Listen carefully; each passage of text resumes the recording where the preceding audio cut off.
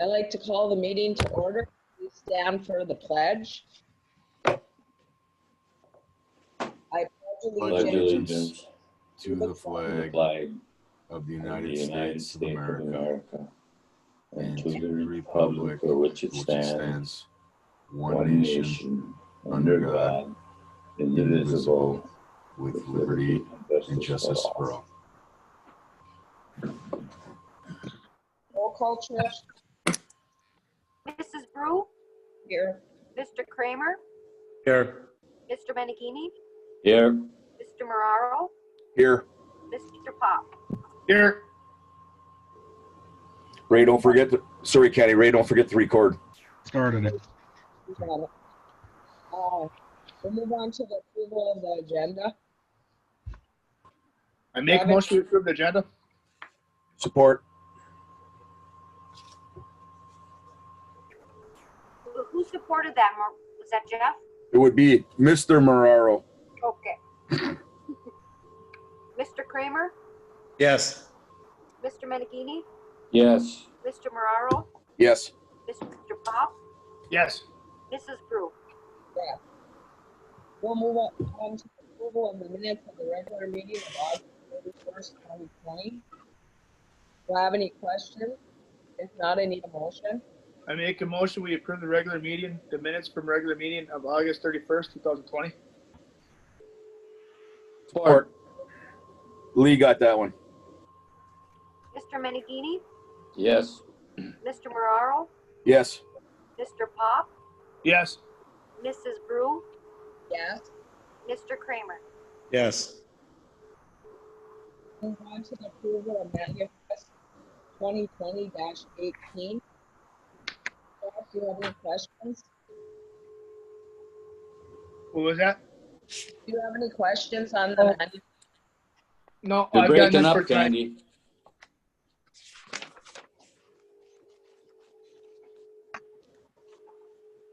I've got nothing for tonight. Brett, did you have any questions? I have none for tonight. Yeah.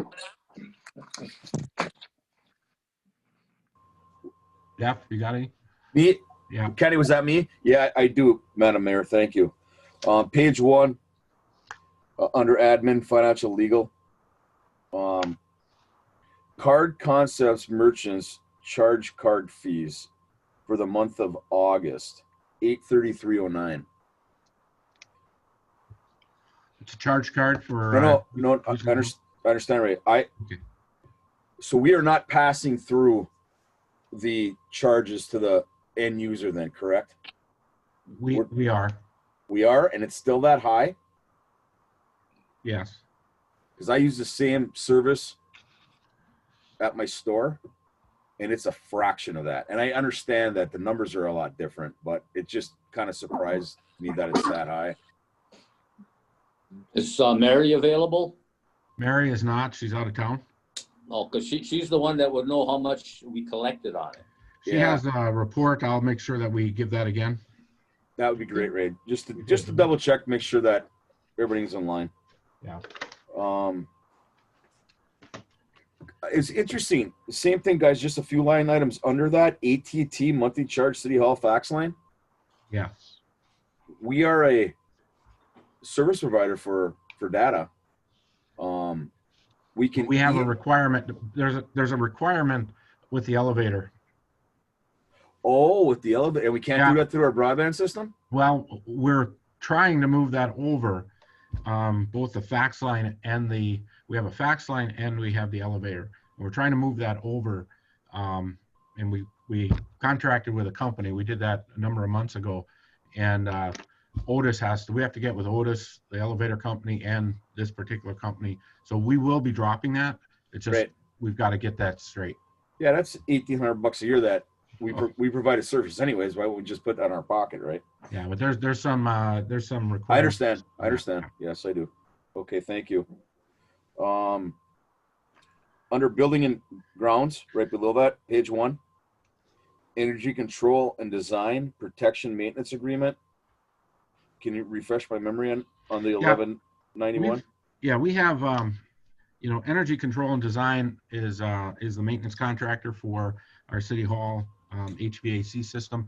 We have an annual agreement with them, and then there's additional work that they have to come in. Like we just had them in recently because a couple belts went on the air mover system, so they had to come in. That would be separate. This particular, this is half of what of their bill for annual maintenance. So they come in and they make sure that our boilers are up to code and everything's up to code. So that's a semi-annual charge right there. That is a semi-annual charge, yes. Thank you. Page 3, underneath DDA, last item, DDA planning community project Peterson Welding. 8 5-foot gates painted for Pocket Park. Yes. Um, Those are the rails that were part of the project. and just to paint them was $2,360. No, that was to construct them. That's material painting. Okay. When I saw painted, I was like, "Woo, that's a." No. He did the whole thing. I could have got a couple spray cans, Liam. We could have saved ourselves some money. Mm-hmm. All right, thank you. And I am. That's all I have, Madam Mayor. Thank you. Lee? Yeah, I've got a couple items here. I don't know if at our last meeting, if what they call that Economic Development Corp stuff was taped. I know some of it was missing, but I still like to mention the fact that I still feel we're getting ripped off by that organization. And number 2, the Daily News, Ray, for $1,300. I know I keep harping on this a little bit, but what was that ordinance for? What was that advertisement for? We had a couple different ordinances that we had to publish. We've recently passed 2 new ordinances. Oh, so that's okay. Okay. Then on the last item on buildings and grounds, right on the bottom, I don't want to mention the company. So the $369.25. I'd like to see that broke down a little more because that seems ridiculously high. Could have bought a whole new unit for a lot less than that. And page 2, under Department of Public Works, number 125, window, front, cab, whatever, $582. Don't we have glass deductible on that, or isn't that the window? I mean, it says window, front, cab. I'll have to check in on that. Okay. And what did we do down at Hanbury Lake bathrooms? That's page 3, halfway down in recreation, where there's a $346 bill. What did we do down there? It just says labor. Was there some issues on something there? There was an issue with the lift station down there. Oh, the lift. Okay. And why would that be under Park and Recs? No, well, it's the lift station for the bathroom. For the okay. The grinder pump. Okay. That's all I have then. I have one. It's on 5 of 8. Under Mead and Hunt, Sturgeon Falls 2020 FERC compliance, $2,896.50. Do you know exactly what that was for? That's part of the FERC compliance that they work with us. We've got erosion. I'm coming. Erosion. Milfoil. We got the milfoil report, the invasive species report. There's water quality that's coming through. We've had a couple of different outages that we've had to work with FERC on. So that's part of that bill for the engineer to work with us. I guess what I'm asking is, I just wanted to know if that had anything to do with going out of the window of the water. Part of it could be, because he does help us with the letters. We take the letters and then we send it to him. He looks it over. We work together and then we ship it off to FERC. Do you know if we've been going out of the window? No, Not lately. You know, we had that one outage that we caught with, you know, so we went out of the window there.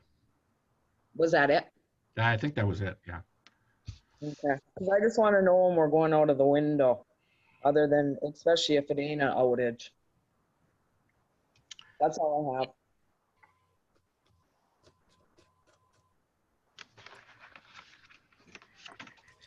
Hi, Mr. Carlson. Do I have a motion on the manifest?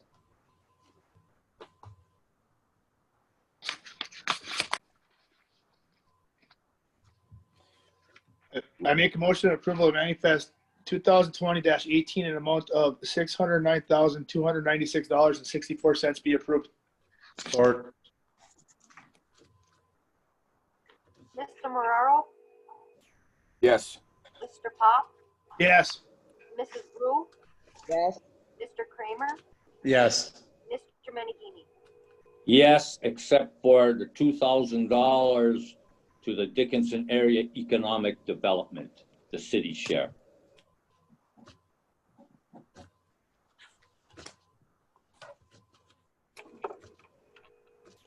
Okay, we'll move on to answers from previous manifest. Mr. Anderson? Okay, we had a number of them. On that Pomps tires, replacement tires for the fire truck. I gave you some information on the requirement for emergency vehicles, on the amount of hours that a tire can be that needs to be replaced after so many hours. And it's not use hours, it's not mileage, it's time that's on it. The election expenses, like I mentioned in the memo, there's 4 dates that were required under law to hold election: February, May, August, and November. If there's an election during those times, it's our responsibility to hold those primaries. If there's only a single item or a couple items on the election, like somebody has a bond issue, or there's a some kind of a specific vote, specifically February or May, whoever's doing that was responsible for paying for it. The August election is a standard primary, and so we are responsible for that. Now this year, because of the COVID, we got some election supplies that were paid for through grants, or they did pick up that, because we had extra costs we're going to have extra costs in the election on how we handle sanitation. So, that's the answer to that one. On the Chrysler World, that's Unit 1006 is the 2014 squad. There was a question as to whether or not that was a pool car. If a pool car expense comes up, that comes through admin. That doesn't come through police. And then on Tillman, I gave you the breakdown for the DDA trees for the park. On the Astria billing, I did contact Astria. Corey Heigl is going to make himself available at the next meeting, so we'll be able to ask him your questions concerning the outages. And then under the FERC, I don't think I can give you an exact answer as to what they do for their administrative fees. As you can see, it's based on kilowatt hours generated, and so I've given you the last 5 years of what we were charged, and that's our requirement for having a FERC license, is to pay those admin fees.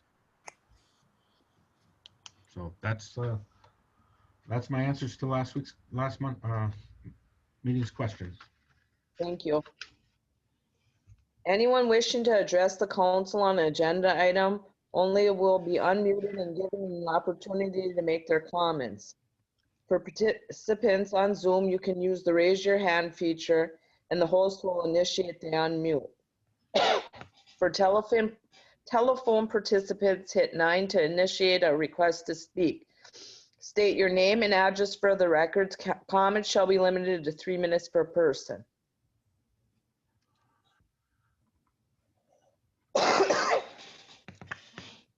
Okay, so if you're on the phone, that's *9. and I would unmute you if you're on Zoom.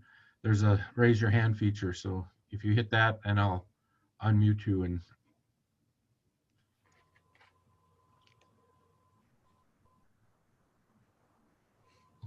oh, we have one.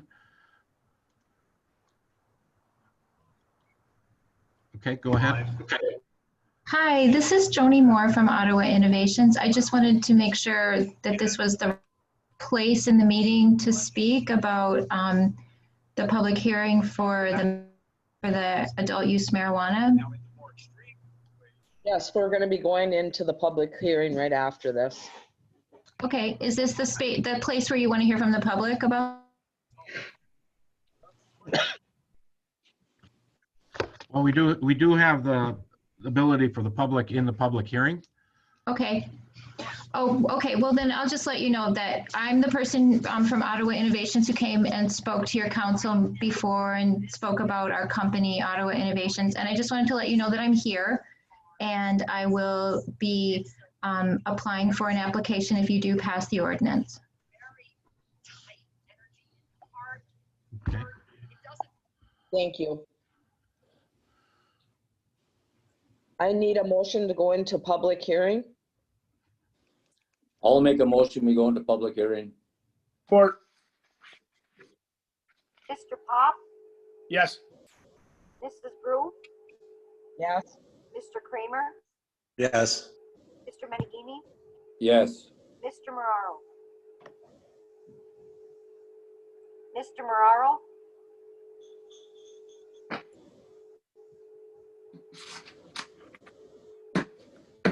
Did we lose him? I think we lost them. He said he was having trouble with his computer. Well, I think we'll get them back. We can continue. Yeah, I think we can continue. Legal marijuana ordinance, Mr. Anderson. Okay, well, as Ms. Moore mentioned, we did get a request for reconsideration on our ordinance. As I had put together in publication, we passed ordinance 431 back in 2018, shortly following the vote of the people. Marijuana was legalized, but the rules for distribution and the commercial regulations were not yet established. Council at that time just felt that we needed to pass the ordinance and move forward with not allowing it. And it says stayed as status quo until we got this recent request.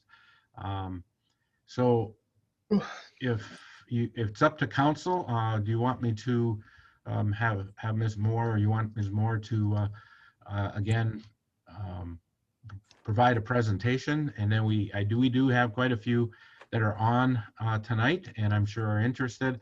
I just want to tell you that, and I forwarded you all of the letters or emails that we received over the past few weeks. We do have 9, all are against passing the ordinance. And again, I passed those on to you, and I want to stress that that's what we will do. If you send us an email or send us a letter, we will get that to each council member so they can read your message. So we want to make sure council members hear from the public. I know the Zoom is a very awkward way of handling this. I am going to recommend, and I wrote in my memo to council that I recommend that we continue the public hearing through the next meeting, or possibly 2, just because we want to make sure that the public has every opportunity to voice their opinion. And of course, it'll be in our next newsletter as well, as we had it in the last newsletter. And they'll see it on Channel 7 over the course of the next few weeks. They'll see this meeting. So, we want to make sure everybody has the ability, if they choose to give us their opinion, that we get that opinion and that you get it communicated. So, Mayor, I think, Madam Mayor, I think that it's your pleasure of how you want to handle the public hearing. If you would I- like to have the petitioner start, or if you want the public to start. I'll let the petitioner start, but she doesn't have to go through the whole detailed explanation like she did last time. Okay, so I unmuted, Joni, I unmuted you, and if Okay. you'd like to, again, just let everybody know what your, high level, what your plan is, and why Okay. we should approve it. Okay, well, thank you so much. Yeah, I won't go through that whole presentation again. I just wanted to let you all know that I represent Ottawa Innovations. I'm president of Ottawa Innovations, and our provisioning center retail stores are named Higher Love. So we are an Upper Peninsula company. We are ready to come into the Norway area if you pass this ordinance for adult use. I believe that this is a very positive thing for the community, and different experiences and research will bear that out, that we provide a clean product for the community, and we are highly regulated by the state of Michigan. Every plant, every product has an RFID tag and is tracked by the state. We're very discreet about and safe about who we allow into the facility. We don't allow loitering. There's just a lot of safeguards in place to keep the community safe and to provide a high quality product for the community. I believe there's others from that represent my company who may have some other information to add. They could also speak if you call on them. But I just want to let you know that we're all about community. We are ready to give back to the community, and we hope to be a part of the community. Okay, and you just want to touch a little bit, because I know there's always misconceptions, that your company isn't here just for the purpose of, say, people getting high, that you sell the medical marijuana. Could you just touch on that a little bit? Yes, so we do have licenses to grow medical marijuana and also to sell medical marijuana as well as adult use cannabis. And it's my opinion and my experience that you're right, it isn't just to get high. And this is a point that I'm trying to make, that it doesn't matter to me whether we're calling it medical or adult use, that it is a medicinal herb, and it doesn't matter if the state of Michigan is classifying it one or the other, but it is always a medicinal herb, and it affects our body in that way. Without getting too scientific or detailed, it's the endocannabinoid system of our bodies is matched with this plant, and it's a great way for people that even have mild anxiety all the way up to tumor suppression and cancer prevention. So yeah, it's definitely, I had several years experience in a dispensary in Michigan on the medical side, and we had people all the way from 16 years old, because you can be legally, you can be a medical consumer if you're under the age of 18, as long as you have 2 doctors and a parent. So we had 16-year-olds all the way up to 85, 86-year-olds come into our store, and it definitely was not to get high. Thank you. Mm-hmm. Any other questions or anything I could help you with there? This is Lee here. I'd like to make a couple comments. Sure. I'm all for medical marijuana. Definitely, no question about that.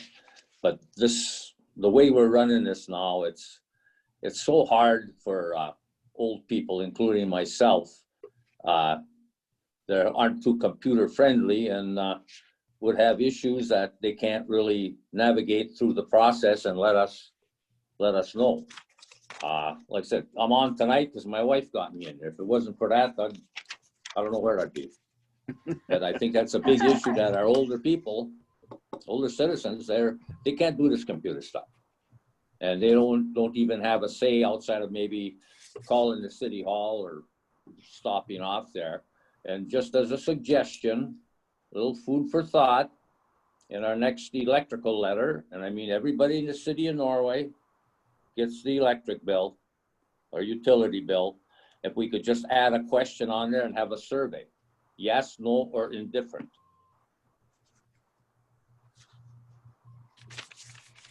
Well, I guess nobody's gonna answer that one. That's Well, not bad. Yeah. on the bright side, I look at it this way, it'd be income for the city. Plus you'd get some property tax dollars.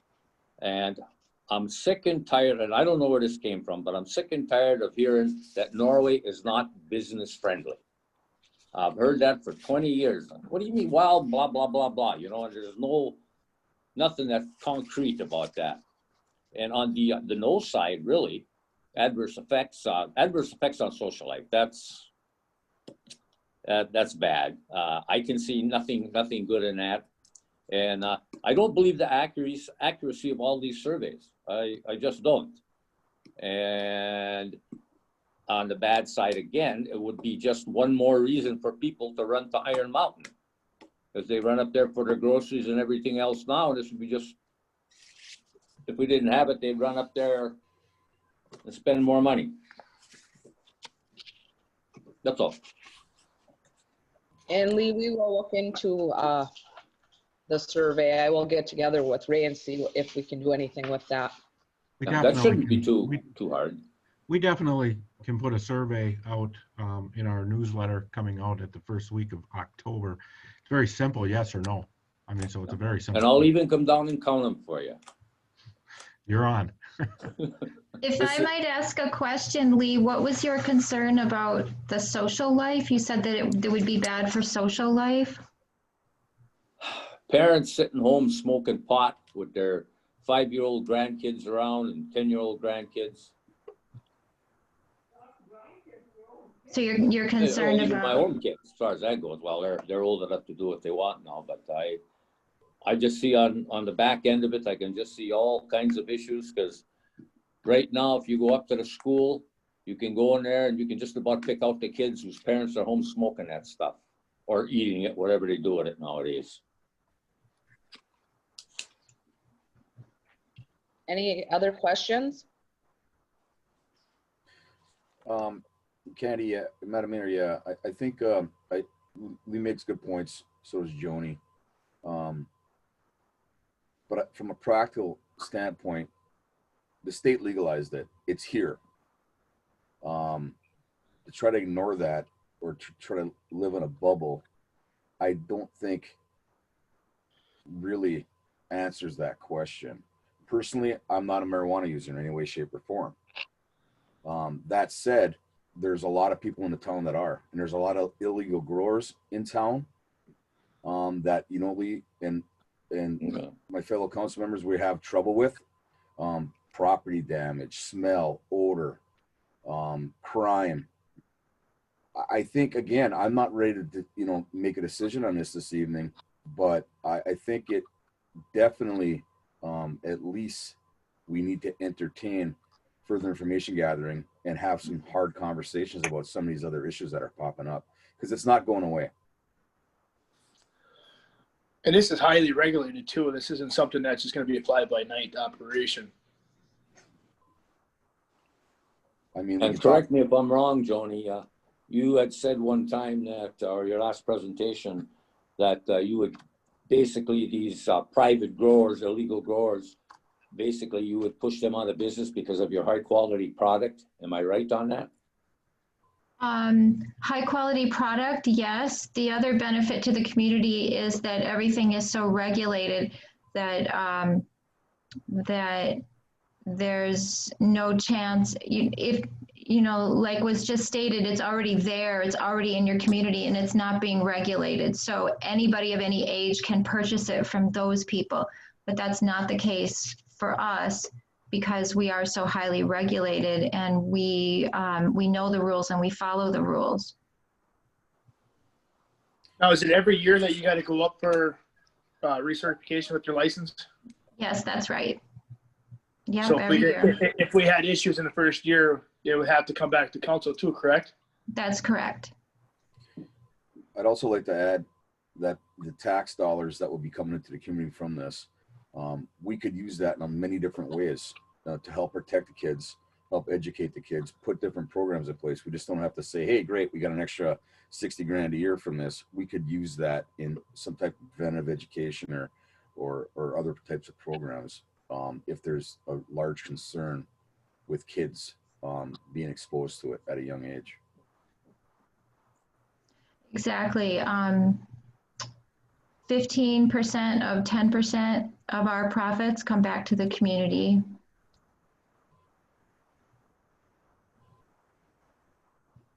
As well as all the added benefits of increased business in your area, the licensing fees that we pay your community, the inspection fees that your community gets to charge us, increased business to other, increased revenue to other businesses. What'd you say? It's 15%? Of 10%. Yeah. Okay. Joni, if I can ask you, there's lots of rumors flying around out there Oh, about yes. where you want to build your retail shop. Could you say exactly where it is? Because from what I understand, and I've heard from a whole bunch of people, that the garden place they bought, they're selling to you.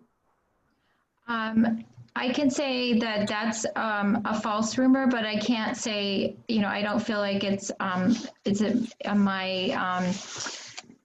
not mine to say anything more than that. Okay. Because they just happen to be going out of business, and I guess that's what everybody assumes. Yeah, I that know. That's I know where you how wanted those, to go. yeah, I know how those rumors fly in small towns. I Mhm. lived in small towns almost all my life. You They have know. a life of their own. Now this product's not going to be manufactured here in town, correct? That's correct. We have grow facilities in other locations in the Upper Peninsula. And how is this transported? Is it like the banks in an armored truck, or is it just Well, somebody's car? it is all regulated like the banks, but it's not an armored vehicle. You have to, a transporter, we have to hire a transporter who's licensed by the state of Michigan. They have to have a secure vehicle with cameras all around it and people who pass tests. The people who drive the vehicles are not allowed to have a medical license themselves. They can't be consumers themselves. Okay. So they're, you know, they're tested. And yeah, it's a whole big licensing process for them as well as for any other part of the business. And they pay big fees to be in the business. Okay. Joni, can you tell us how many jobs this could generate for the area and what kind of compensation scale and benefits would be, you know, going along with these jobs? Yeah, so we're thinking 10 to 15 jobs to open up a facility, open up a provisioning center like this. If it's an extremely popular spot, it could be even more than that, but at least 10 to 15 jobs. And we don't pay anything less than $15 an hour to start. And a benefits package would also be part of the deal for employees that are working out, you know, well, they're full-time employees, and we've gone through a trial period with them. Thank you. All right. So what's minimum wage right now? $10 an hour, just shy of $10 an hour. If I might, Candy, I want to just touch back to what Lee had said originally. In 2017, I do believe that came to a vote in our city and it was voted down. And I still stand on that our community voted it down. So until somebody could show me, like you had said, Lee, a questionnaire with a yes and no, I stand with our community. Okay. And I think the people have changed since then, not saying it's good or bad, but that's why I think that survey would be the best route to go, because as far as I'm concerned, like you said, it was voted down in Norway. Yeah. Agreed. Okay, if there's no more comments from the council, I'm gonna let Ray move on to whoever else would like to speak tonight. If anybody else would like to address the council, just raise your hand. I'll unmute you and you can address the council.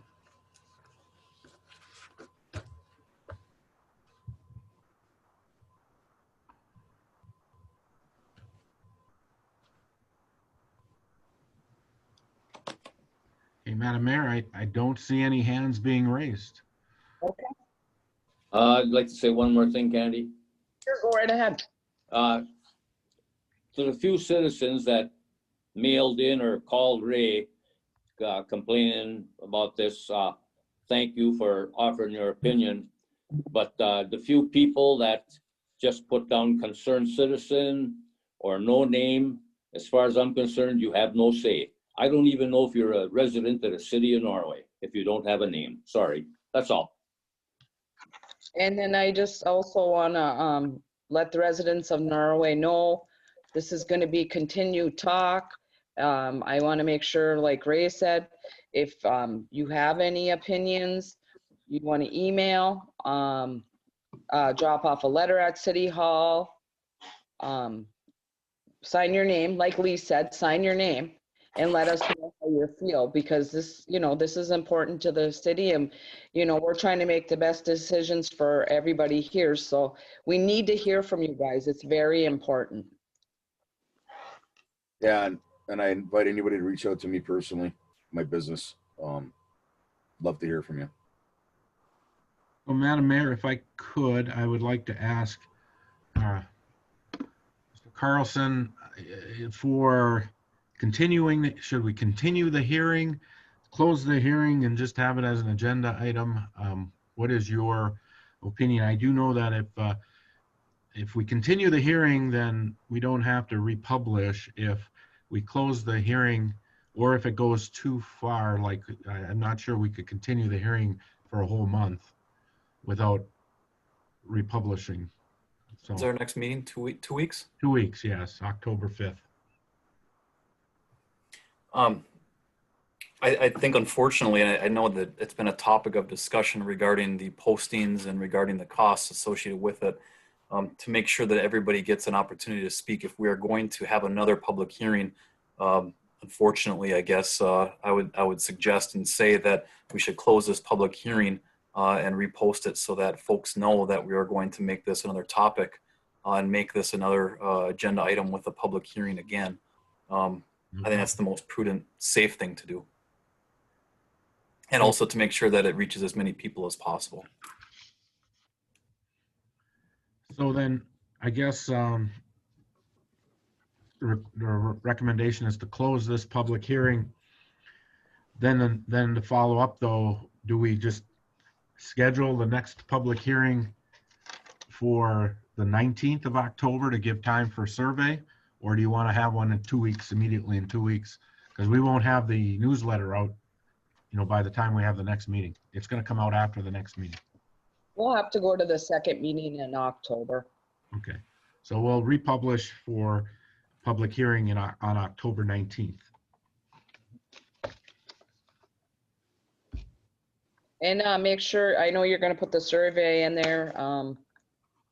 I put a little something in there that, any citizens that have anything to say, please join us for our open meeting, or contact City Hall, or write a letter, or link that to us.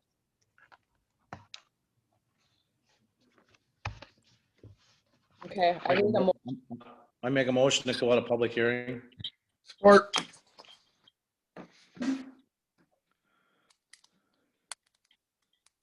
Okay, was that Kramer and Pop? Yes. Mrs. Brew? Yes. Mr. Kramer? Yes. Mr. Menegini? Yes. Mr. Marraro? Yes. Mr. Pop? Yes. Move on to communications, approval of property purchase agreement with Victoria Jacob. Okay, thank you, Madam Mayor. This particular agenda item is continuation from our last meeting. We met with Dr. Jaco and she has agreed to move forward with a 2-year extension. So I provided you with a resolution 2020-18 for your consideration.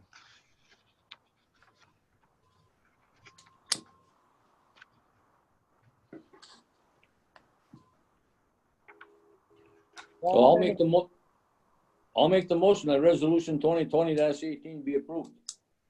Or, Mr. Kramer? yes. Mr. Menegini? Yes. Mr. Marraro? Yes. Mr. Pop? Yes. Mrs. Brew? Yes. We'll move on to approval, Sturgeon Falls Hydro Unit number 4 bearing. Okay, thank you, Madam Mayor. This next item is a final change order for our unit number 4 bearing project down at the dam. I do see that Scott Kalabunde from HCMS is on. I'm going to allow him to speak as we go through this, and then he can explain. He did put a pretty good explanation in the email as to what the final amendment would be, and it's not to exceed $14,556.32. Scott, can you hear us? Can we hear you? Yes, I can hear you fine, Ray. Thanks. Okay, so if the council members have any questions for Mr. Klabunde on this change order? Yeah, I do. Scott, I think we had $5,000 budgeted for this. Correct. No, we're 4 times that cost. I appreciate all the work you put into the email to explain this, but so I just want to say out loud that it's now 4 times what we had budgeted. That's a big number. Yeah, actually the job was about 50,000. I think it was just under 50,000. Oh, I'm sorry. I got 5. I got 5 here in the. Yeah, that was the initial thought, is when we were putting this bearing into number 4 that we would have to do some additional work. And when we got into it, there's 5 things listed there in my email. I don't know if you all have that, but that's where the increase in from the original 50,000 went. Okay, thanks. Again, I hate to spend the money for it, but so far as I know, your people have done a fantastic job down there, and everything is just running smooth. Couldn't be better. And we're getting our money back with the extra generation. Yeah, thank you, Lee. If we do this with unit number 4, do you foresee any other problems? I know you can't look at the future, but at one time I think this is the one that we were even talking about scrapping, right? Yes, thanks, Candy. So on Saturday, just this last Saturday, we and this I forgot to put that in there, but this included the work on Saturday. The operators dewatered it, and we went down and took a look at it again and did an adjustment on the bearing. Everything looked fine. However, there is some more work that needs to be done to this, and I don't think it's a lot of work, but we're going to be preparing a proposal to address the lower cover of this machine, lower turbine case or lower wicket gate cover. I don't think it'll be a lot of money, but Candy, it's an excellent question. I think, in the past, 2 years or so since we've been involved with this, we went from let's price a new machine. We think this machine is junk, to actually, spending a little money on it, some money working on it, to where now we feel that with one more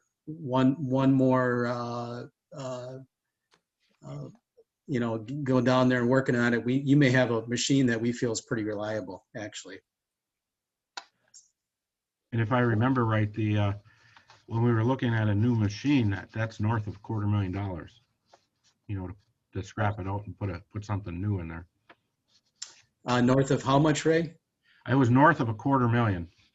It was well north of $250,000. Well, north of $250,000. Yeah. Yeah, it was north of $1 million. Yeah. The other thing too is that you know, before coming back here, I did spend quite a bit of time working in facilities, not hydro, but other facilities, paper mills, petrochemical, in maintenance and in shutdown type operations.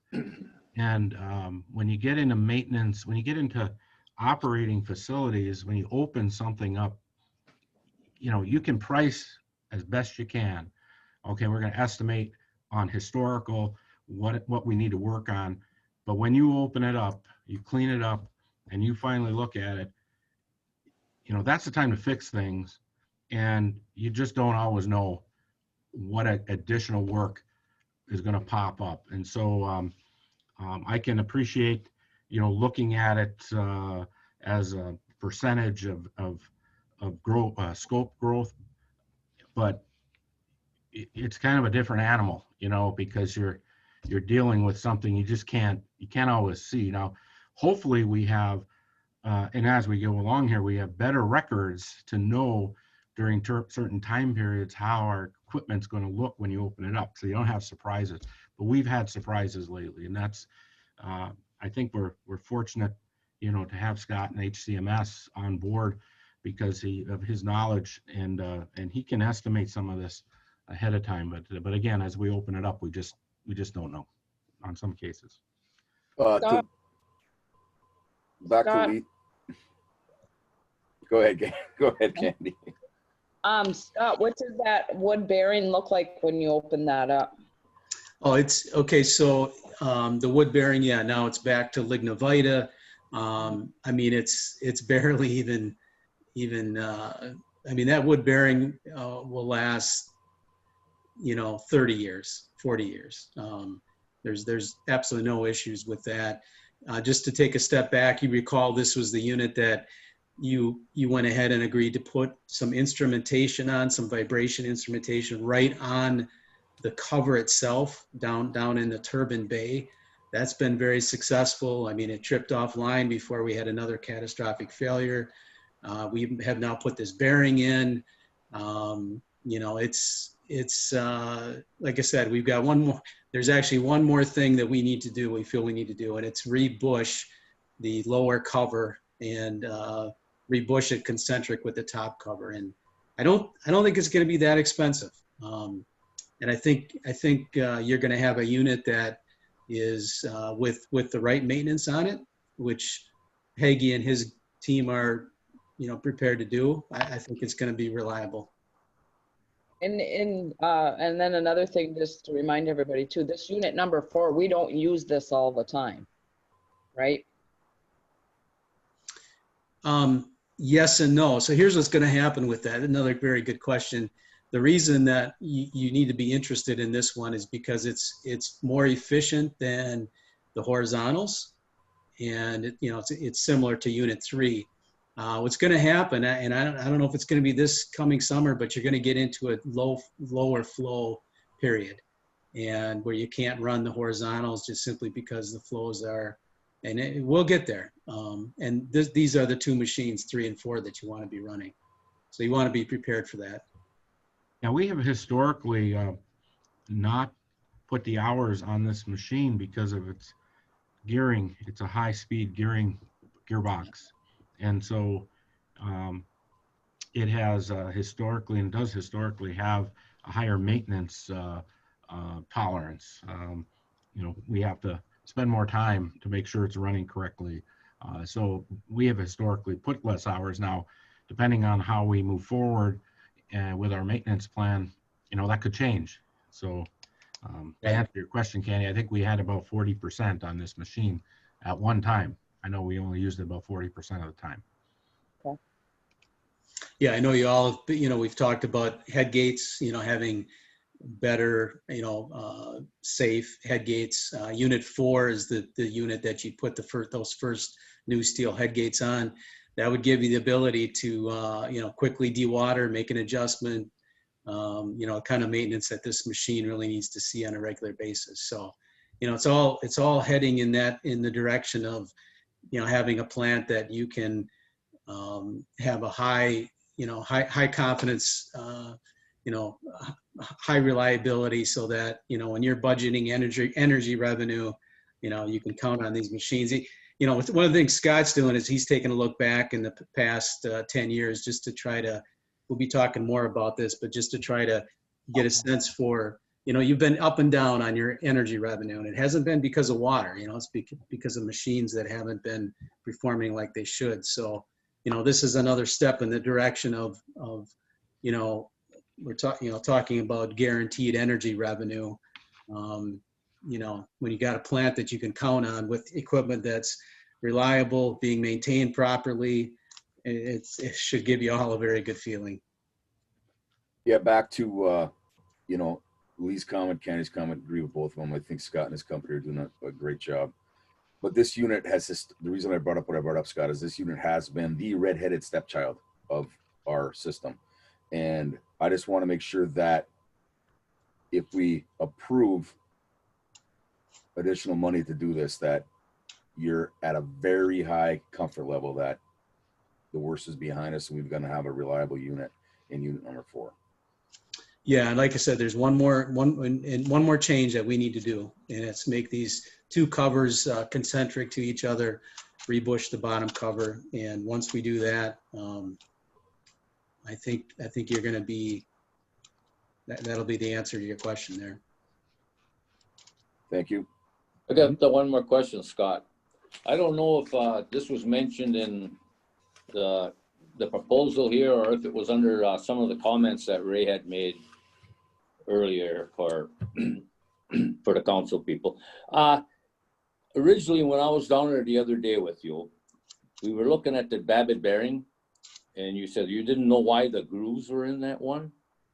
And now I saw where we decided to leave that like that. Do you remember that? Yeah, now you're switching, Lee, you're switching. Yeah, you're going to the next one, Lee. Yeah. Oh, okay. Sorry about that. That's next agenda item. All right. No problem. Any other questions on unit number 4? Scott, when did we inspect the gears in the offset number 4? Have we done that recently since we've rebuilt that? So yeah, Brett, that's, you know, that is the one thing that, you know, we're pretty good on how we feel about the lower end and this change that I'm talking about making as well. That gearbox has been beat up a lot, but it's still, I mean, it still is performing well. And what was done here this last January is they put a new thrust bearing in the bottom, which is good. Running the lower end safely, like you've been doing now with this new bearing, protects that bearing in the gearbox. So I'm feeling pretty good about the top end, the generator and the gearbox. As long as we don't abuse it by whipping the lower end around, like, you know, has been happening in the past, I think that gearbox is got its best chance of, you know, getting many more years of life out of it. Okay. With the shaft move up on top, we gained about how much more efficiency or out of that shaft when you moved it over with the cap? I don't know if I understand the question. You're talking about unit 4? Yeah. Well, you had to make the hole bigger for that shaft to straighten out on unit 4 to go down straighter. Is that part of this one as well? I think what you're talking about is when we adjusted it, we moved it, you know, so that it would hang, you know, concentric to the machine line of the gearbox, I guess. I think that's what you're saying. Yeah, yes. I mean, that's not necessarily you're not necessarily improving power, but you are definitely improving the you know, vibration and, you know, all the things that would tear up that machine by having it better aligned. Certainly. Okay. Yeah. So, Scott, I have one more question. So when you guys worked on that, didn't we align it at that time, or did the new bearing move it, or why is it moved since we worked on it?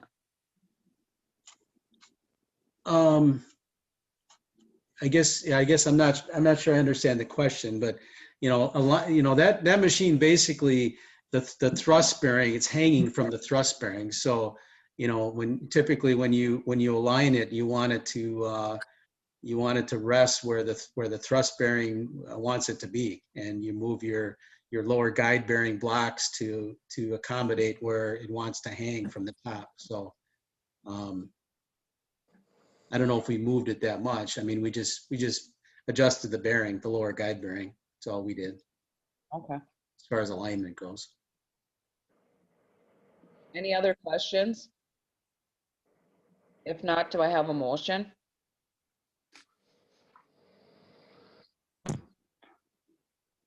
I make a motion that HCMS be approved for change order number 2 to be approved for repairs on the Unit 4 bearing project for not to exceed $14,556.32, making the final cost of the project $68,856.32.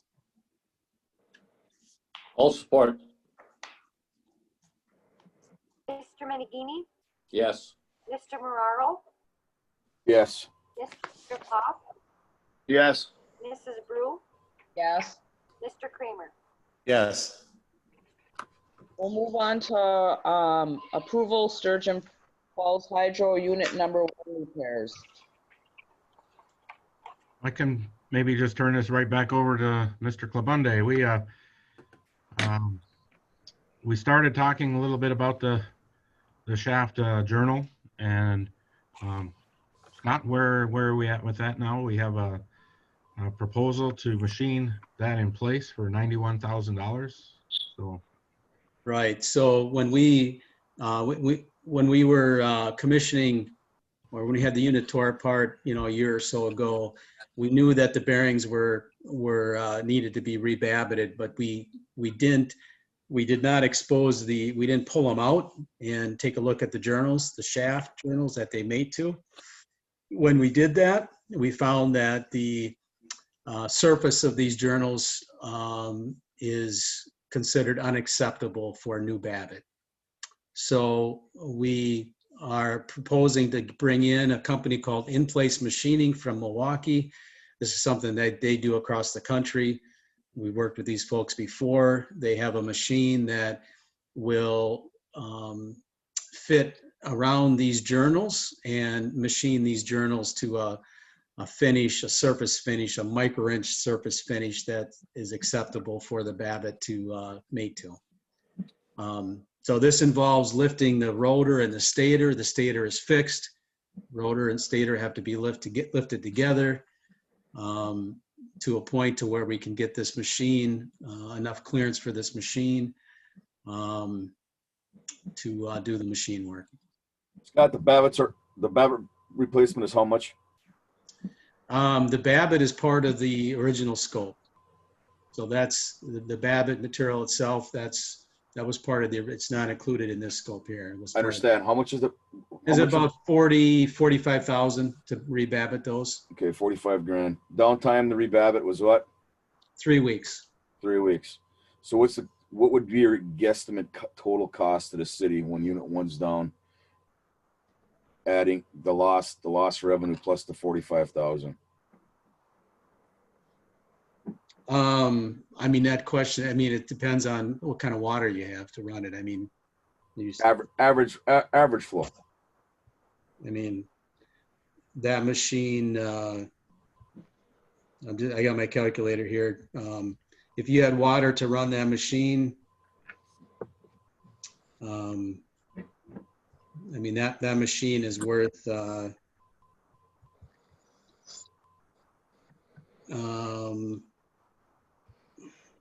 that machine is 3 megawatts.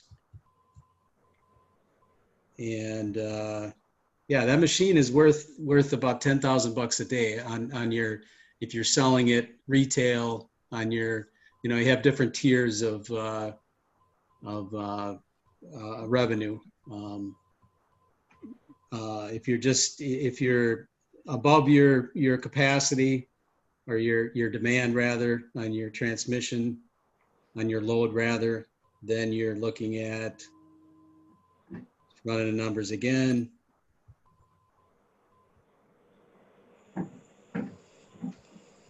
about $1,500 a day. Okay, So it depends on what profile, where you're at with your sure. So your demand and So we could say on the average, let's call it 6,500 a day.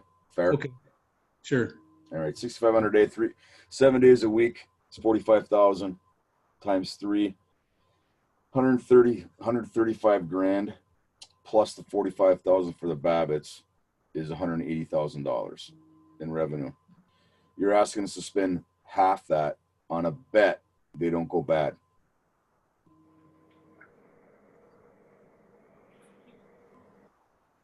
What I'm saying is that if these things blew up in a week, right? We're looking at a lost revenue and additional costs of 100, roughly. We're just estimating now, 180 grand.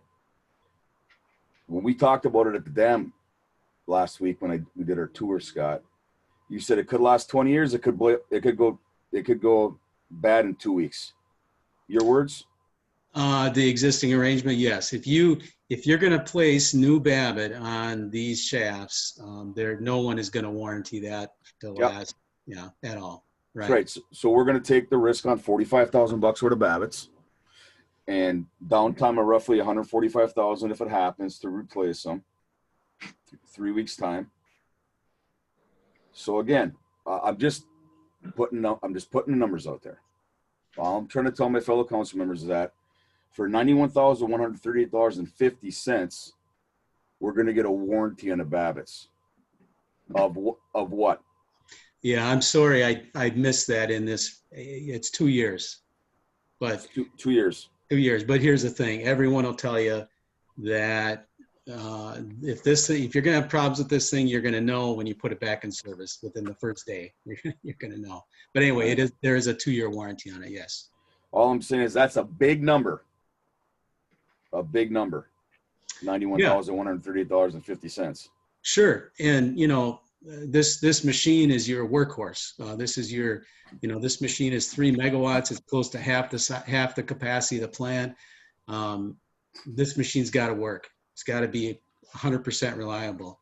And what you guys have done is you went through and you've made sure you've got the bearings, you have the generator tested, you got new turbines in it, the coils and the poles have all been tested. Everything looks in good shape, excellent for the most part, except these bearings. So what you're doing here is you're spending $91,000 to basically bring this end of the machine up for another, hopefully another 30, 40 years with the right maintenance. That's what you're looking at. Thanks, Scott.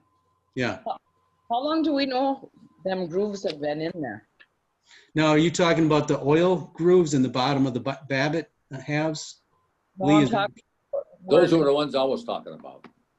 the ones that connect to the generator going around there. Okay, so the grooves that are going to be machined out, those have been in there for, those are developed over decades. We don't have any records of you don't have any of when the last time you worked on these. I don't know if it's 40 years or 50 years. But yeah, those grooves, just millions of revolutions have basically, worn the Babbitt surfaces, but it's also grooved the shaft. So the Babbitt is softer, but because it's been so long, so many revolutions, the journal is worn as well. Right. So it really doesn't look that bad for as many years as it's been in there. No, it's not like it's the outboard bearing. No, the inboard bearing, if you look at the readings, one is in terms of surface roughness or finish, one is significantly worse than the other. It's the inboard. But the thinking was, if you're going to go through all this work to lift the rotor and bring in place machining, you might as well do both sides. But yeah, one is the inside inboard, one is particularly bad. What do you think, Brett? Oh, sorry. And you don't want to put this machine back together and then find out that you're going to have issues here, which you will. I'm not sure exactly when. Because it's not in terms of the longevity of the machine. These bearings are the next thing to go. Go ahead, Candy. What was I gonna ask? Ray, did we have anything in the budget for this? Oh. 'Cause we keep adding on down there. No, we would be taking it out of our fund equity, off this fund. Last Go ahead, Candy. sorry, last project too, that would be coming out of the fund equity. That's correct. Scott, when were the Babbitts replaced before this? That's a good question. We've asked that. We just don't have any, you don't have any records. The city doesn't have any records to tell us that. Okay, no, and unit number 2 is also gonna go down probably next year for inspection? Unit 2 was just inspected 3 weeks ago. Okay. Yeah. So on a maintenance plan, though, when would you say that that would go down for inspection as well? Either one of these units, and an annual basis. You're not going to go through this work of pulling out the bearings and looking at the journals. That certainly wouldn't be, but just to to dewater and look at bearing clearance, which you can do without pulling this all apart. Yeah, you might do that once every 3 years, but you would do an annual inspection just to look at the runners. That would be done once a year. The inspection we're doing now is not your typical, annual and even 3-year inspection. This is pretty detailed what we're doing or have done. Okay.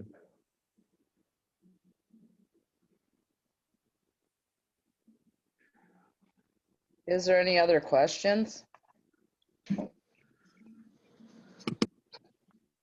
I just have a comment to make. I mean, I get that it's open and we need to fix stuff, and I agree, I agree with Scott. There's a lot of things that got to be fixed down there, but we also have to watch the budget side of it too. And on this project, it's a could be, couldn't be. It could last 5 years, 2 days, who's to say, but we still have to look at the budget part of it too. It's a tough one. Yeah, putting it back together like we're proposing. Again, this is for, decades, the way it is now, it's at risk, and it'll show up on your risk assessment at the plant. This will be one of the things on there that'll be, towards the top of the list in terms of risk of, reliability and energy revenue, basically. One comment I have is after Unit 4 and Unit 1, I would really like to put numbers to the wattage we're putting out for one. And I would really like to see getting a priority and organizing these projects a little bit more. It seems like we're a little bit helter-skelter. I understand this project's apart right now, but going forward, I would much rather see it like a plan layout of 3 years or whatever it is in projects. I agree, Brett and Candy, to your point. Budget's always important. And Scott, I talked to you this past week when we were there, along with Brett and Scott Pop, basically, and Scott Hagee, it's got to be done more from an ROI standpoint moving forward. That's why I pushed you for actual revenue numbers tonight. What's our risk versus our reward? What does it mean if it fails?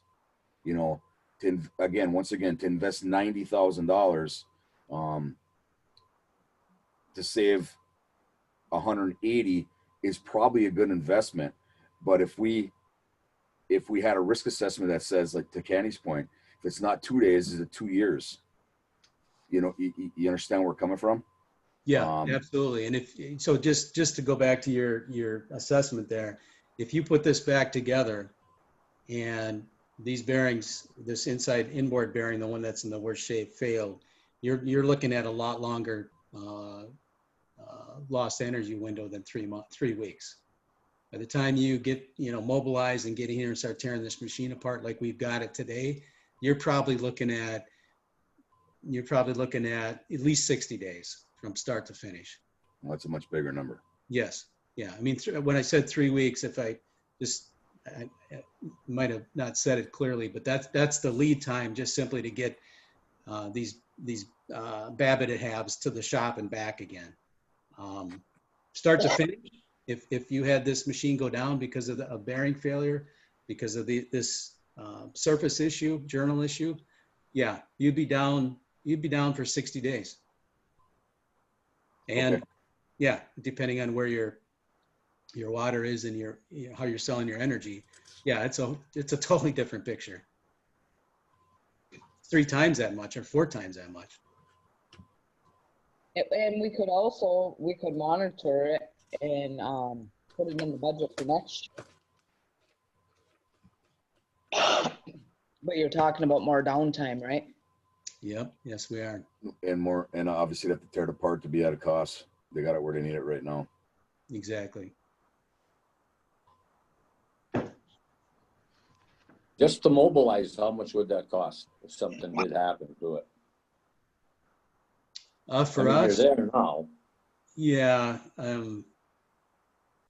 For us, I mean, we have 2 HCMS guys, and then we have our CR Meyer crew there. You're looking at a few $1,000s to mobilize. Oh, Our okay. guys there. But now your risk, Lee, is more like $400,000 to $500,000. Oh, yeah. Than Oh yeah, you know. yeah, And- absolutely. Downtime, no, but we'll still have unit 2 and 3 to run. And 4. Yeah, unless you're, you're gambling. The last 3 years have been, you've been running that plant you could have been running that plant at near capacity, just because you have such good water. If that There's happened, less revenue. it happened. These things, and I can tell you this, the like bearing issues, they fail when you're running it. When you got good water and you're running the plant at capacity, that's when something's going to happen. So, the reality is that if it would fail, it will eventually, maybe sooner than later. It will fail when you're running it at capacity. You'll be missing the 3 megawatts. So, And that's about 50% of our capacity. yeah, your plant's what, 7.5. Yeah, So 40%. yeah, Yeah. So I mean, you start talking about $7,000 a day revenue from the revenue side. In 1 month is 210 grand. Yeah, but you also run 2, 3, and 4 to make up for some of that, Jeff. So we can pick up some of that capacity with the others. Yes. Well, You're still again, in water. You're not making anything.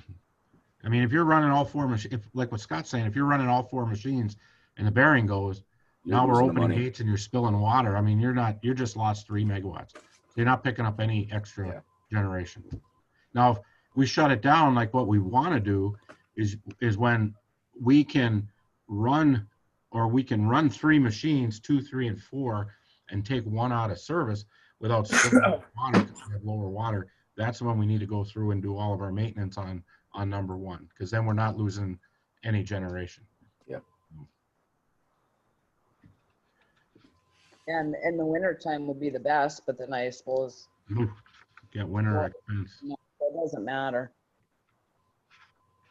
yeah, typically, Candy, that is the case, but it's been unusual these last few years that you've ran all winter long too, or could have.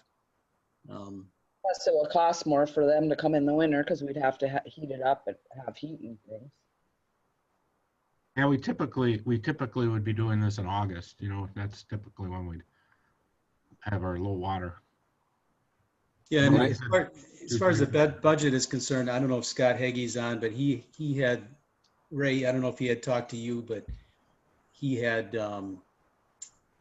some idea of what he was going to move around, what he felt he could. I just pushed Scott over. I noticed he was on. Okay. Can you hear me? Yeah, we can hear you, Scott. Perfect. Yeah, I was looking through the budget at some of the projects we may be able to forego. So those are discussions we can have, see if we can move some money around to ease up on this bearing project. But in my opinion, I think the bearing project is extremely important just for reliability purposes. I think it's money well spent.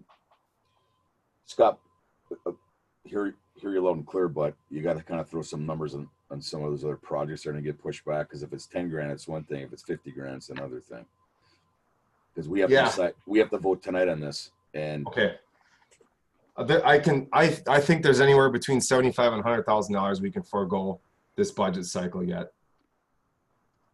And I know you have a lot of other projects that you want to do down there too, but we can only do so many projects before we run out of money. I mean, I'm not saying all of them don't have, they probably all have to be done at some point, and we got to look forward to them, but you know. Yeah, Well, this I is, think it's my idea of just prioritize. Yeah. What's more important? Some of these projects you could get rid of, or the bearing? Yeah. As far as I'm concerned, so far that Lita Stroll and Scott there, they haven't steered us wrong on anything. We have, I'm looking at the budget right now. We have $149,000 in a hydro, 972. And we have $230,000 budgeted for our distribution. Right now we have, for what makes up that 230 is, we've got Strawberry Lake, we had 30,000 and we didn't spend that. So I know we didn't spend what we had budgeted for that. We do have the EV charging station budgeted, and we have 50,000 for that. And we're not going to spend up to 50,000. We probably got another 20,000 there that we're not going to spend. Kimberly Road was at 10, so we haven't even started that, so we could defer. That's 10,000. Forest Drive, we got $40,000 in that. I don't know, Scott, where you're at with your costs on that. We're going to come in right at budget on that project. And then District 5, we had 100,000 budgeted this year. And then where did you come in on that one? We came in, including labor, we came in just under budget, just under, like 2,000 under. So then for the, in the hydro with 149,000, replace head gates, we got 100,000 in the head gate project. 1,500 on an air compressor, 26 on a cell booster, 10,000 on fire alarms, and then PLCs for 35 grand. So it seems like we got some money in there that we could probably. I will say this, thanks to Leader Stroll and Scott and HCMS, I think our most important asset is getting back to where it needs to get to. It's our big money maker. And I think if we can find ways to pull it out of this budget, it's probably important that we do, since that is 40% of our generating power is unit 1. The numbers make, the math plays out. I want to make it clear that I don't have a problem with this. I think you're right, it has to be done, but I think for the budget year, unless something happens down there, this will be it for projects right now. We have another 40,000 that we're not going to spend in equipment because we came in under budget in all of our equipment expenditures.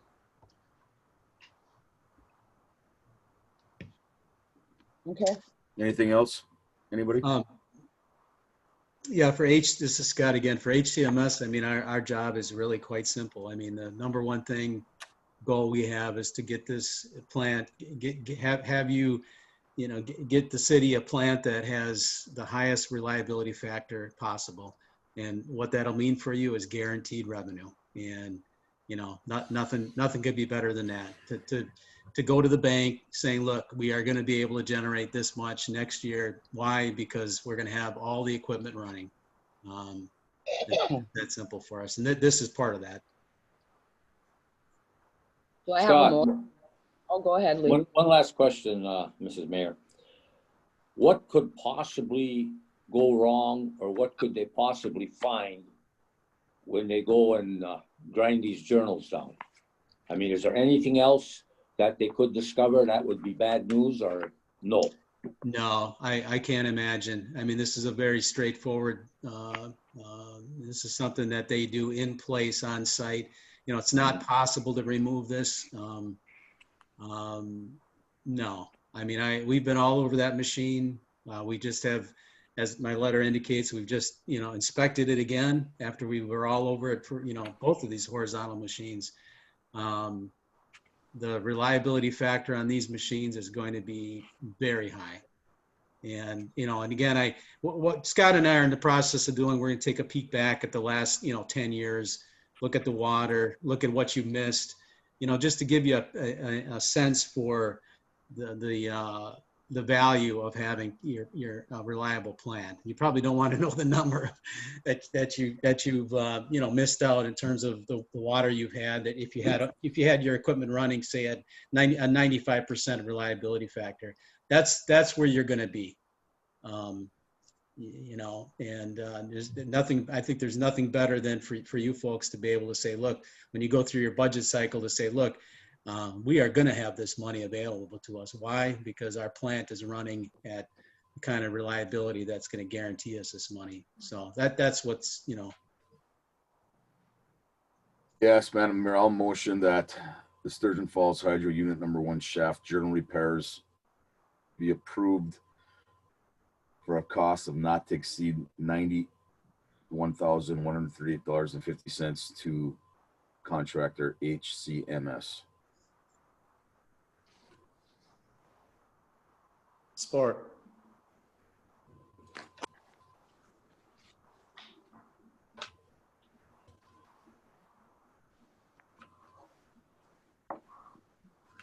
Should we lose Trish?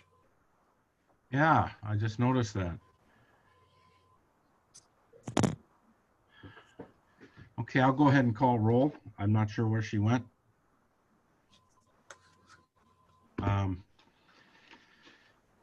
Madam Mayor? Yes. Mr. Moraro? Yes. Mr. Kramer? Yes. Mr. Mangini? Yes. Mr. Pop? Yes, but we got to start tightening up on our budget again down there. We're spending a lot of money. So Spending a lot of money. just before we move on, Madam Mayor, I just want to, I quickly went through, one of the advantages of Zoom is I can jump right on the computer here. And between the distribution and the equipment, I'm pretty confident we're at about $70,000 that we haven't spent. I'll get with Scott and we'll look through the budget. We will make sure the 91,000 is part of the budget. It's transferred from the budget, or we'll make sure that it's in the budgeted amount.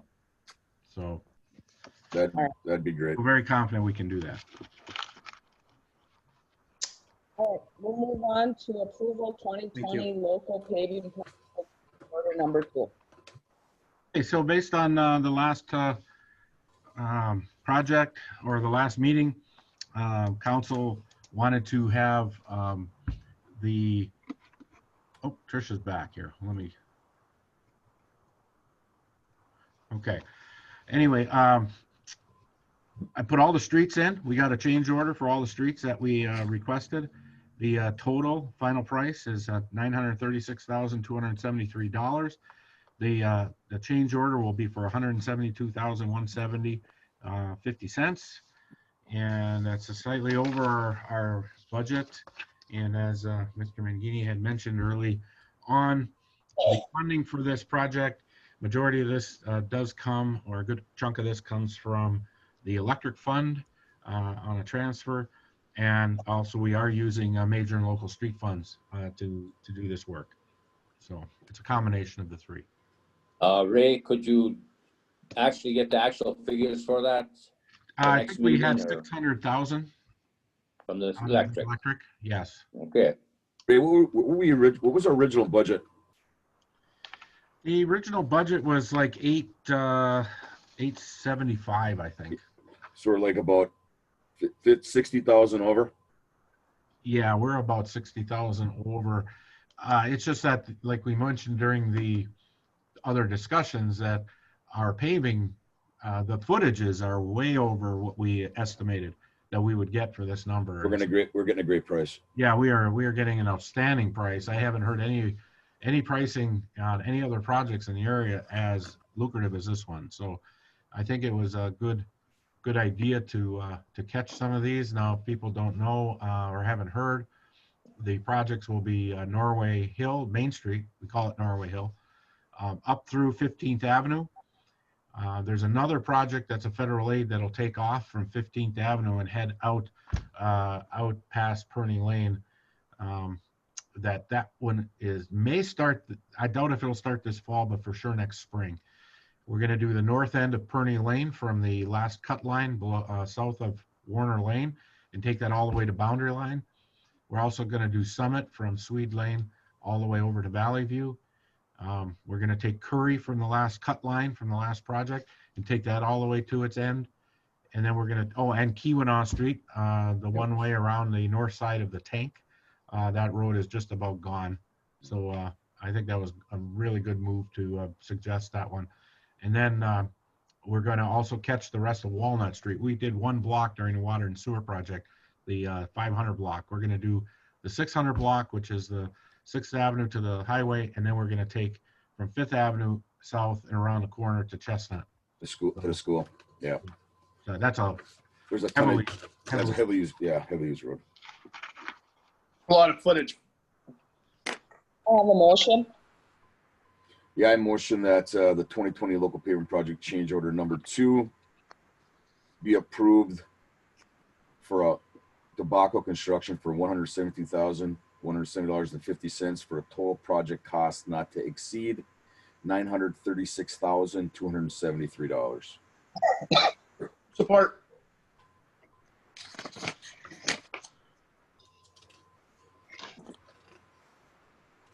Ray, You're on. We can hear you. you can hear me, you just can't, okay. Mr. Pop, Yes. Mrs. Brew, Yes. Mr. Kramer, Yes. Mr. Menegini, Yes. What? We'll move on to Communications Department, FTT. I didn't get a, Madam Mayor, I didn't get a vote. Oh, I'm sorry. Mr. Marrero. Yes. To approval, Communications Department, FTTP planning project, Mr. Anderson. Okay, so I know this is probably going to stir some more conversation. The bottom line on this one is that I have been working through the MMEA. We had quite a few discussions with the director of the USDA Rural Development, Jason Allen, and sat on a panel with him actually downstate late last year. And one of the areas that he wanted to have us explore, have us help participate in, is both on the electric funding and cable communications funding. USDA has historically been a water sewer financier for communities like the city of Norway. And we, because we have our electric department, we haven't really looked at them as a partner for electric. One of the main reasons is not too long ago, I did look into them heavily, and their language was such that we weren't considered rural. It was based on number of meters in a geographic area, and they considered us urban because of our meter counts. Jason, Mr. Allen, he basically said that's not the case anymore. They really want to get in and work with communities like ours. So I've established a relationship with him to to try and come up with these programs. So like on our electric distribution projects, we could possibly get some funding, from RD on a grant side. Now, on the communications side, I spoke with some regional directors, the Midwest, the Southwest directors of RD, and they're like the Missouri Valley, the representative out of the Missouri Valley. They work quite a bit in communications, especially fiber. And so one of the things we did through the MMEA was we engaged with RD to come up with this study to see if some of our communities, and 5 of us hooked on, and I gave them to you in the report, to see if there's some synergy, some way of getting us some funding to bring fiber to business. And it's not just a business like brick and mortar, it could be in-home business. So, you know, I expressed to them one of the areas we struggle with is that we have Charter that's on our boundary. We have our system that's in the middle, and then it's like this reverse donut where in between our system and Charter system, you have this wide area of what the country, what they call the unserved or underserved area. And we can't make the ROI to go out and reach them, and Charter can't make the ROI to come in and get them. And so they stand there basically in this no man's land. And so, you know, I explained that to them. I think they understood where we were coming from. And I said, if you're going to partner with someone, partner with us, not Charter, because basically for us, you know, there's more to economic development to us than just our cable customers. So we were awarded this grant. The MMEA contracted with PSE to do this study. And so in our first meeting, they asked us for information. I provided them with our CAD, our GIS information, and apparently the attributes and our information, it wasn't complete. We have the maps, and we brought in the AutoCAD maps from CCI and the updated maps, but there are some still in the database that weren't attached, weren't totally connected. So I was talking to Jason about it, Jason Brown, who's actually going to be at our next meeting. I did promise that I would have a presentation from Empower. He's been working out his presentation, so we're looking to have them in October. And so I did ask him, I said, how do I get this? You know, I mean, if they don't have the information that we need for them to do the study, then what do we need? And so he gave me his proposal.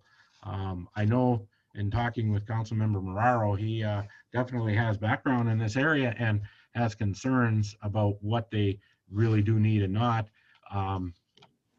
I can't answer that question. I just know from my conversation. So one of the things you could do, if you're absolutely not convinced that we should do this, we could hold off until the next meeting.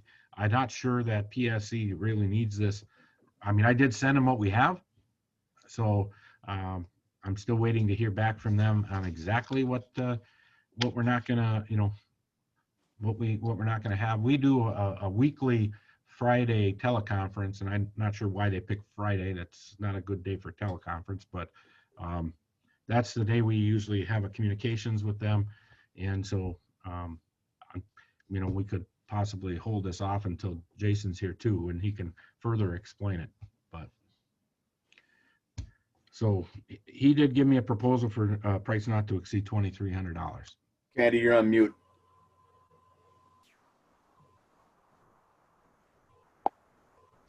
Is one of the things that they need is the pole testing? No, not this doesn't have anything to do with the pole testing. Okay. This is taking the CCI mapping that we had, and we did have them put that into our system, but there's a whole set of database attributes that you know, it's the attachments to the poles. It's part of the communication system in a location. And Madam Mayor, if I may, Mm-hmm. just by reading through this, folks, I would question PSE's ability. I would question their ability in this area. I mean, power systems engineering, first of all, right? They're most likely power contractors. And I'll give you some examples. For instance, under Norway, let's say since you've already deployed an HFC network, list any locations that are interested to connect via fiber. Okay, that's fine. Copies of electric pole attachment agreements templates. We own the poles. There is no agreements.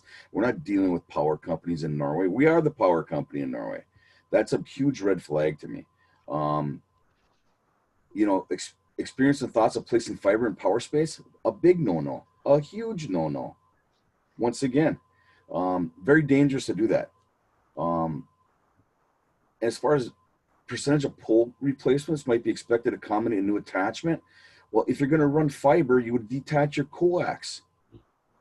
If you're going to go FTTP if you're going to go fiber to prem, it's kind of like hokey a bit. Anyway, that's my 2 cents. And there's nothing about when, to Candy's point, there's nothing about win and ice surveys, because if you're going to start adding weight to those polls, then you got to go back through, you got to go back and do win and ice surveys, which is an expensive process, by the way. So just let me, a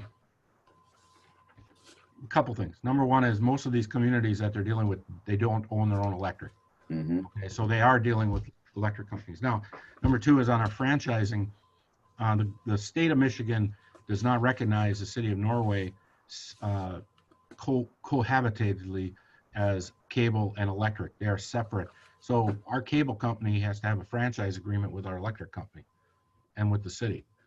So they try to have a separation. If you look at the telecommunications bill from 2006 and then revised in 2008, what they really want to do is they want the city cable to act like a separate entity, even though we know they're part of the city.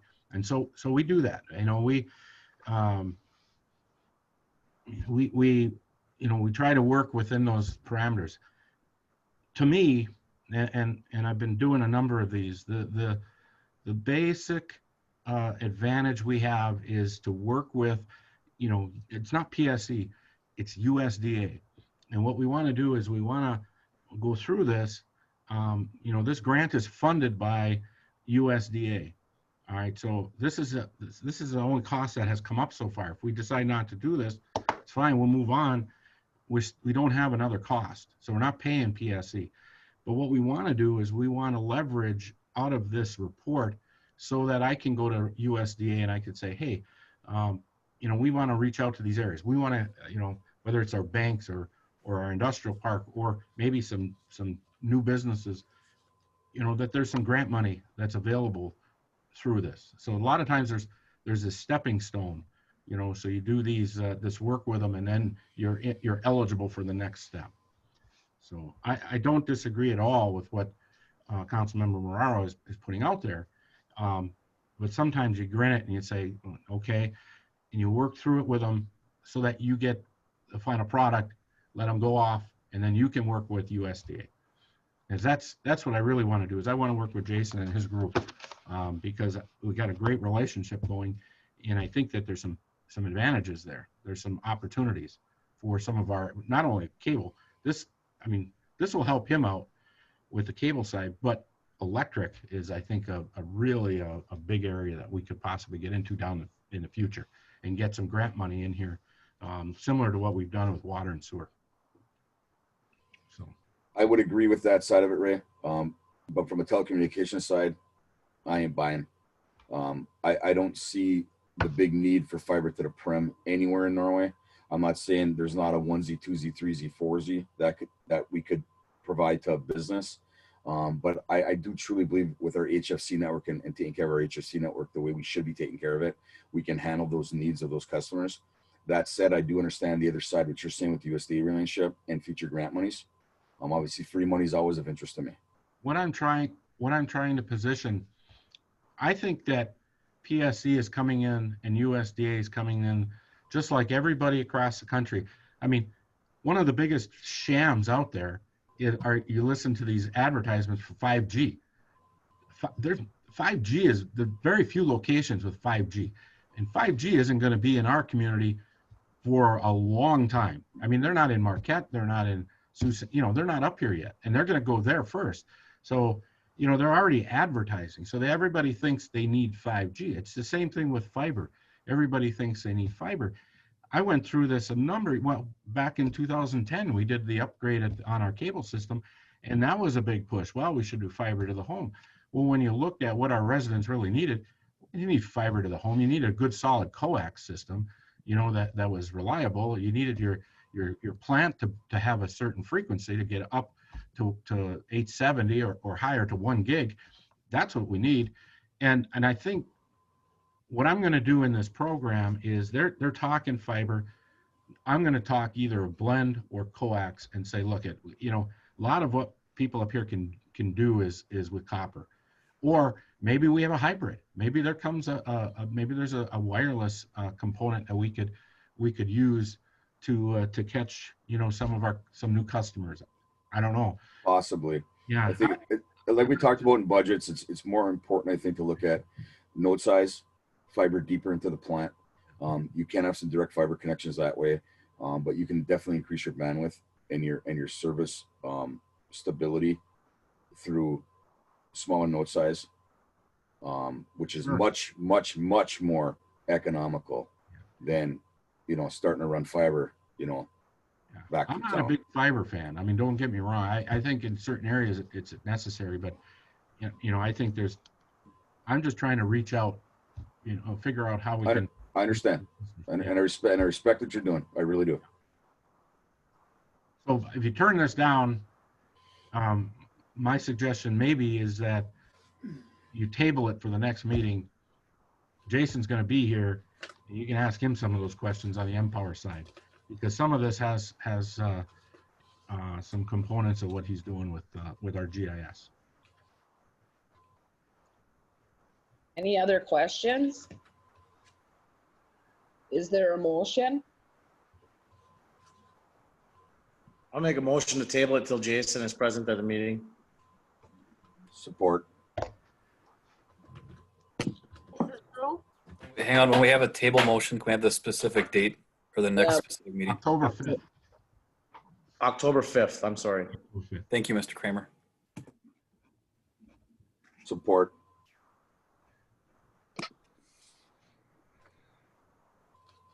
Mrs. Brew, Yes. Mr. Kramer, Yes. Mr. Menegini, Yes. Mr. Marraro, Yes. Mr. Pop. Yes. Anyone wishing to address the council on any item will be unmuted and given an opportunity for comments. For participants on Zoom, you can use the raise your hand feature and the host will initiate the unmute. Telephone participants hit 9 to initiate a request to speak. State your name and address for the record. Comments shall be limited to 3 minutes per person.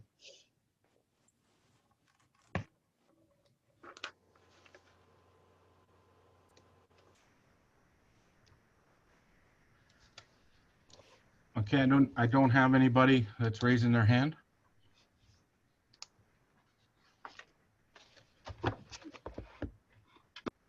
We'll move on to mayor and council comments.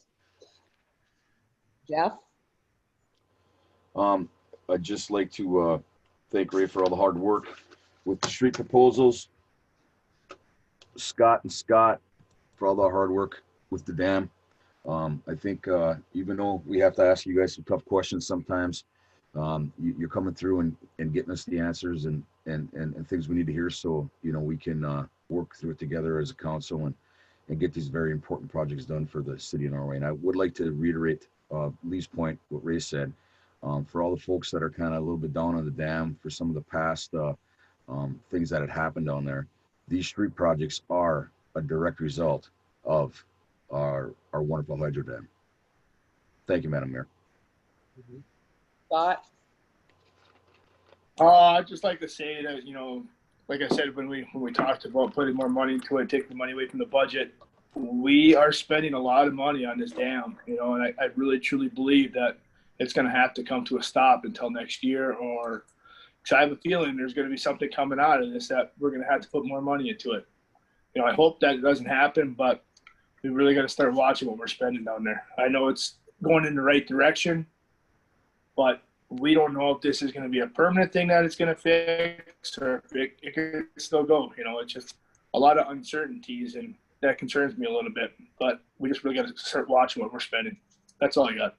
I agree, Scott. Real quick, Kenny, if I may. And I think it's very important that everybody hears this, at least from my side, and I think we've all talked about it a little bit. We have to start tying these projects, maintenance projects that they may be, or improvements, back into an ROI setting so we can see real dollars and cents and what that means in revenue and to the taxpayers of the community. Yes. And we also have to have them prioritized in the order of Yeah, what has to. Yeah, I agree, Candy. We got to start seeing that plan. We really need to see that plan that we talked about, right, about 6 months ago. About how to manage that place down there? Yeah. Brett? I have a couple comments. The group that was down at Strawberry Lake, there was a lot of people down there working on it this past Saturday, which I think is great. They're doing a great job, for one. Two, if I could ask Grant or Mr. Carlson, could you touch on the speed limit issues and the law and what the law states for as far as 25, 35, and 55? And why they are becoming from 35 to 55 in some, let's call it more resident or more urban areas, residential areas, but urban areas. Want me to go ahead? Yes. In that response, so I know it's been a continuing issue. A couple of years ago, I had provided a quick memo to the council going through the MCL. I think it's MCL 257. The rest of it escapes me. I think it was documented. The legislature passed, and I hear sometimes about speed traps or folks or some communities that have different speed limit signs. What they've done and what they determined in the past, and they did this legislation up that sets more of a uniform approach to setting speed limits, not based upon local input, which I thought was somewhat ironic because we hear a lot about local control. But this is another example of local control drifting away back down to Lansing. They set up requirements that if you want to set a speed limit or a speed limit looks to be addressed, you have to do a speed study done by, I believe it was the Michigan State Police or the Department of Transportation. Department of Transportation looks at how many crossings or how many intersections are in a certain section of, I think it's a half mile or quarter mile section. And depending on how many crossings or how many intersections you have, that dictates how fast the speed limit is set for. For instance, you have within the Norway proper, within our downtown area, obviously we have 15 or 20 of crossings within a half mile or quarter mile scenario. That automatically sets it at 25 miles per hour. As the crossings or the stops become more and more intermittent with cross streets, it slowly starts increasing in mileage from 25 to 35, and then at 55 when you start looking at the number of cross streets that are referenced. So in order for us to set a new or to set a speed limit, you have to look in and request a speed study. I think Ray helped me out. I think it's from the MDOT if I recall correctly, or it's Michigan State Police. But they come in and do a traffic study, and they tell you based upon how many roads are in a specific area, how fast your speed limit will be. And if you have no crossings and no cross streets, the default is back to rural highway, 55 miles per hour, or the catch-all, a safe and prudent speed. So I think that always provides a bit of discussion, if you will, on a safe and prudent speed.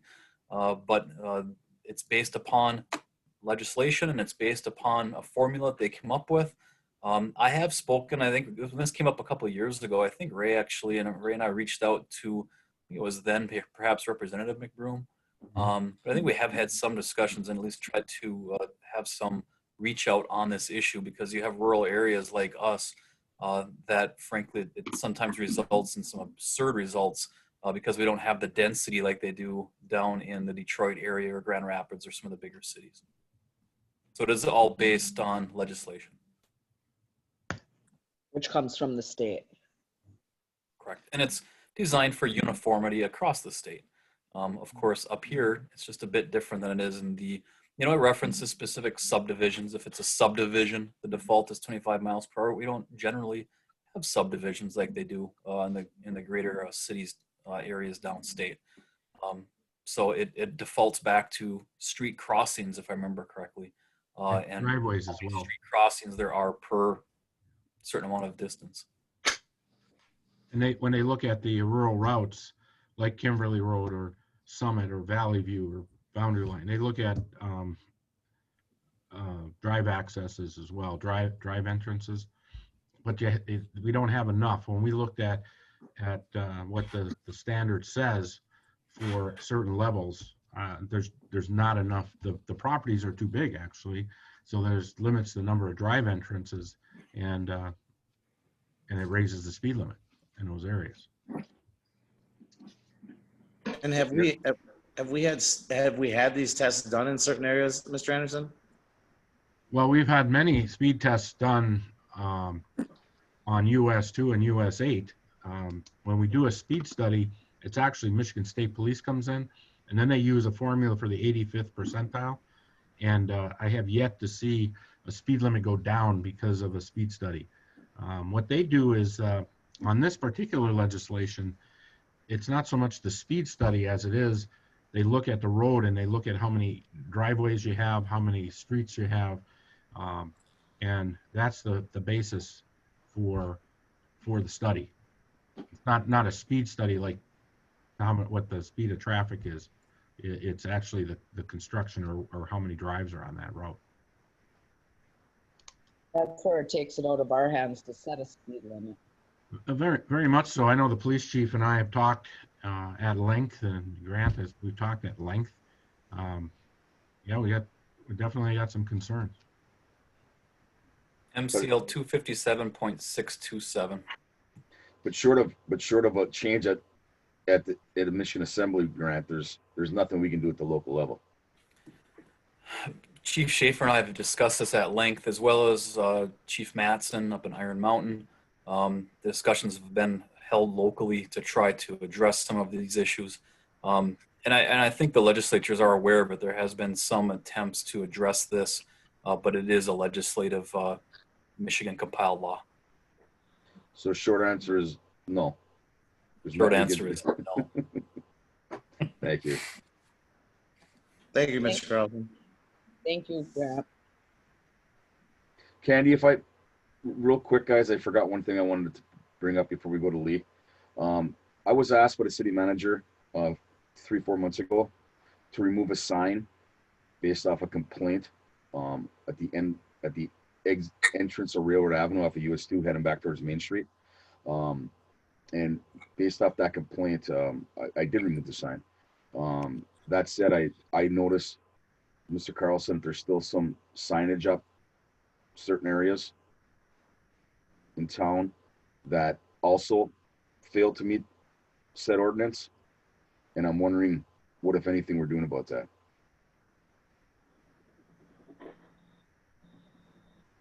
Not sure that's necessary for Ray or I.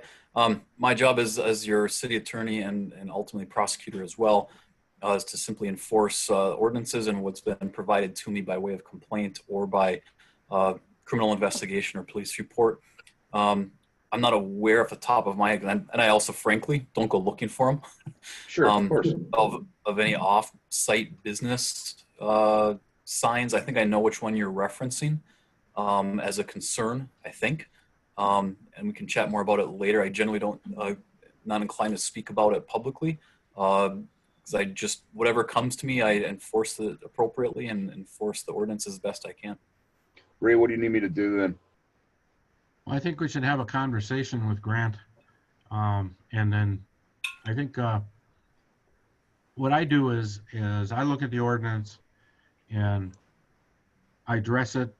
And if I'm not going to be able to get compliance through my office, then I need to bring it to Grant's office and say, hey, this has to be elevated because it's not going to get solved from the manager's desk. And, we always say this, 95 to 98% of our issues are solvable. 98% of the people comply, that they may grumble, they may not agree with us, but in the end, we're able to come to an agreement. I mean, they're going to comply. You got that 2 to 5% that don't, and they just feel strongly they're going to oppose you. They're going to fight you, and that elevates beyond my desk. That goes to our attorney, and really the council needs to make their decision as to how far do you want us to go with that, because quite frankly it could end up in court. And so that's something that we don't take lightly, and that we want to make sure the council as a whole is on board with. Thank you, Madam Mayor. Lee? Yeah, I got a few items here. Ray, I see where letters were sent out on these grease traps. Has anything developed on that yet? Have you made any inspections? Yes, we made a number of inspections and working with some businesses. We have different areas we're working on. So I think it's been positive so far. It has been okay. That's good. Yeah, that has been positive. We got a couple we're going to have to deal with, and we're not out there to try and harm anybody. We're out there to try and get some compliance because the grease is a problem. I mean, we Right. have a And report. that costs everybody money. It does, and the DEQ picked up on, or Eagle, and they told us we have to do it, and we do, and we're doing it. Like I said, we're going to be working with a couple of problems, but it's moving forward rather well. Okay, good, because I know this has been going on for years, and I think we've been a little lax on that. Okay, also now, asking the rest of the council members, I would like your support. I would like a resolution. Oh, here, I got too many notes here. I would like a resolution made to, oh boy, I got it all goofed up here. I'd like a resolution made against the tax tribunal appointment of Victoria Enyart by your governor. This is about the dark store issue. Victoria Enyart has no legal training or background. She is not competent to render decisions on Michigan law, and that is taken directly from the paper. And this is about the dark store issue. I mean, we don't have any dark stores in town, but the ones up in other places in Iron Mountain and, well, Dickinson County, actually, it costs a lot of money that was taken away from us. It includes senior citizens, ISD, almost every program out there. So if we could have that on the next council, everybody else has agreed to have it on there. And one last item here. Again, we're going back to the speeding. I've had a lot of complaints on it. And here's 12 pages of the state law on speeding. Kind of ridiculous. I feel this is definitely government overreach. We should be able to control speeding in our own city. And this is what I think about the state's regulations on speed. That's all I have.